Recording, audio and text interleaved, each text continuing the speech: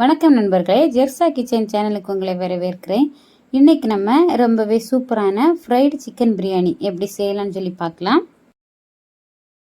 இந்த பிரியாணி செய்கிறதுக்கு நான் இப்போ 2.5 கப் பாஸ்மதி ரைஸ் எடுத்திருக்கேன். இதை நல்லா கழுவிடலாம். கழுவிட்டு 20 நிமிஷம் இதை ஊற வைக்கலாம்.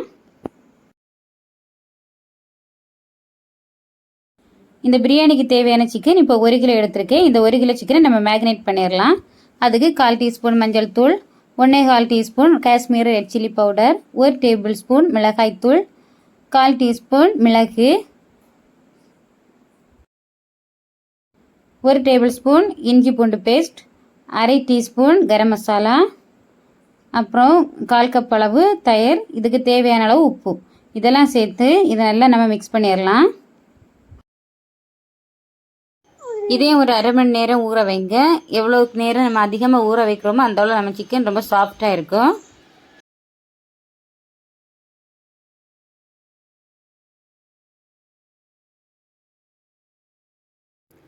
அடுத்து ரைஸ் வேக வைக்கலாம். அதுக்கு ஒரு பாத்திரத்தில் தண்ணி எடுத்திருக்கேன். அது கூடவே 3 ஏலக்காய், பட்டை, கிராம்பு, ஜாதிப்பத்திரி, அன்னாசிப்பூ இதெல்லாம் சேர்க்கலாம். இதெல்லாம் வாசனைக்காக தான் சேர்க்குறது. இது லைட்டாக கொதிக்க ஸ்டார்ட் ஆகும்போது இதில் அரிசி சேர்க்கலாம். அரிசி நல்லா கொதித்து ஒரு 90% குக் ஆகணும். அதுவரை இது நல்லா வேகட்டும். வேக வைக்கும்போது இந்த ரைஸுக்கு தேவையான உப்பு சேர்த்துக்கோங்க. உப்பு சேருங்க. கூடவே எண்ணெய் சேருங்க. எண்ணெய் நம்ம சேர்க்கும்போது இந்த ரைஸ் எல்லாம் ஒன்றோட ஒன்று ஒட்டாமல் தனித்தனியாக உதிரியாக நமக்கு கிடைக்கும்.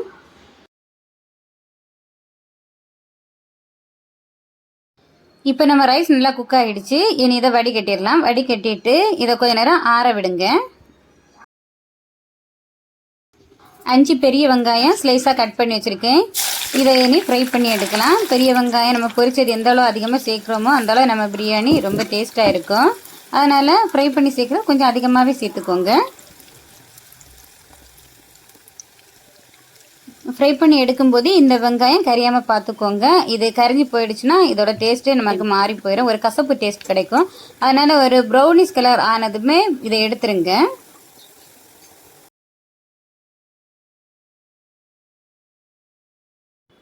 பாருங்கள், இப்போ நம்ம வெங்காயம் நல்லா பொரிஞ்சிடுச்சு.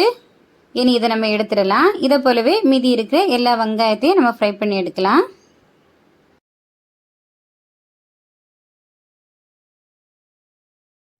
வெங்காயம் ஃப்ரை பண்ணி எடுத்தப்புறம் சிக்கனை நம்ம ஃப்ரை பண்ணி எடுக்கலாம். சிக்கன் கொஞ்சம் ஜூஸியாட்டு ஃப்ரை பண்ணி எடுத்துருங்க. ரொம்ப ஹார்ட் ஆகிறது வரை ரொம்ப அதிக நேரம் போட்டு ஃப்ரை பண்ண வேண்டாம்.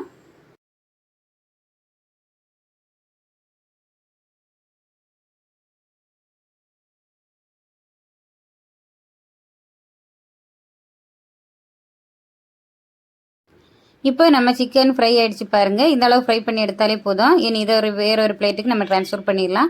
ட்ரான்ஸ்ஃபர் பண்ணிவிட்டு மீதி இருக்கிற எல்லா சிக்கனையும் இந்த மாதிரி நம்ம ஃப்ரை பண்ணி எடுக்கலாம்.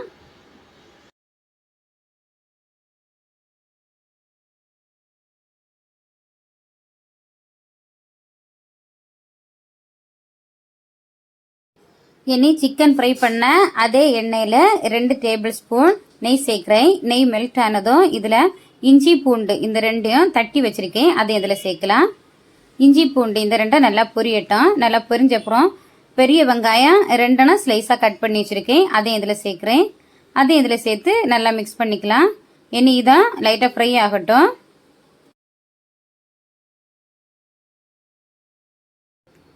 வெங்காயம் இப்போ லைட்டாக ஃப்ரை ஆகிடுச்சு. இனி இதில் தக்காளி சேர்க்கலாம்.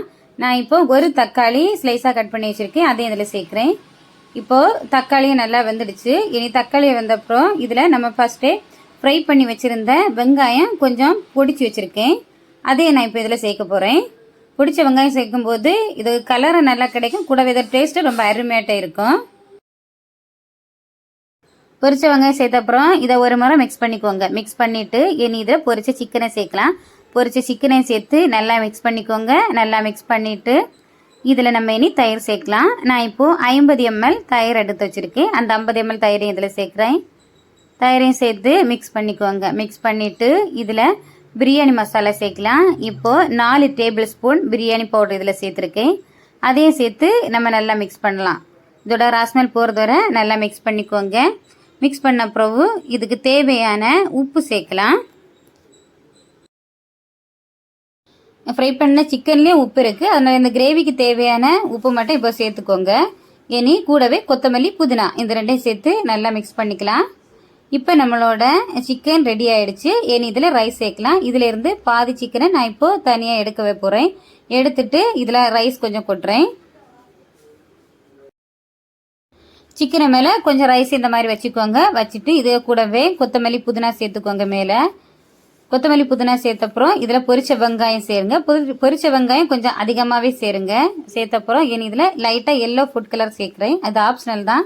கூடவே பொரிச்ச முந்திரி கிஸ்மிஸ் இந்த ரெண்டையும் சேர்த்துட்டு கொஞ்சம் நெய்யும் சேர்க்குறேன். நெய்யை சேர்த்தப்புறம் இதுக்கு மேலே அடுத்த லேயர் நான் இப்போ ஃபார்ம் பண்ணுறேன். கொஞ்சம் ரைஸ் சேர்த்துட்டு அதுக்கு மேலே இன்னும் சிக்கன் வச்சுட்டு இனி இதுக்கு மேலே இன்னும் ரைஸ் வைக்கிறேன்.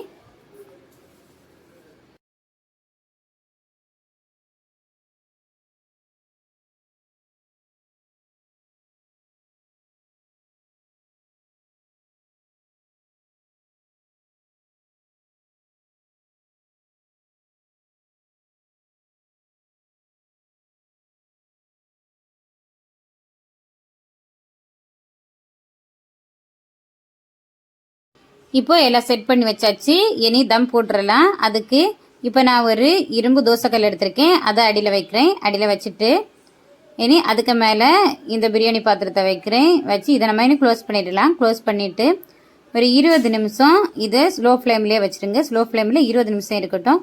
இப்போ உங்களுக்கு இது பத்தலைன்னா இதுக்கு மேலே ஒரு வெயிட்டை வச்சுக்கோங்க. 20 நிமிஷம் ஆயிடுச்சு. இனி இதை ஓப்பன் பண்ணி பார்க்கலாம். இப்போ நம்மளோட சூப்பரான ரொம்பவே அடிபொலியான ஃப்ரைட் சிக்கன் பிரியாணி ரெடி ஆயிடுச்சு. இதை நீங்கள் கண்டிப்பாக வீட்டில் ட்ரை பண்ணி பாருங்கள். உங்கள் எல்லாருக்கும் அவ்வளோ பிடிக்கும். இதோட டேஸ்ட் அமேசிங்காக இருக்கும். அப்படியே இந்த வீடியோக்கு ஒரு லைக் போட்டுட்டு சப்ஸ்கிரைப் பண்ணிவிட்டு பக்கத்தில் இருக்கிற பெல் பட்டனை கிளிக் பண்ணுங்கள். வீட்டிலேயே சமைக்கலாம், நலமாக வாழலாம்.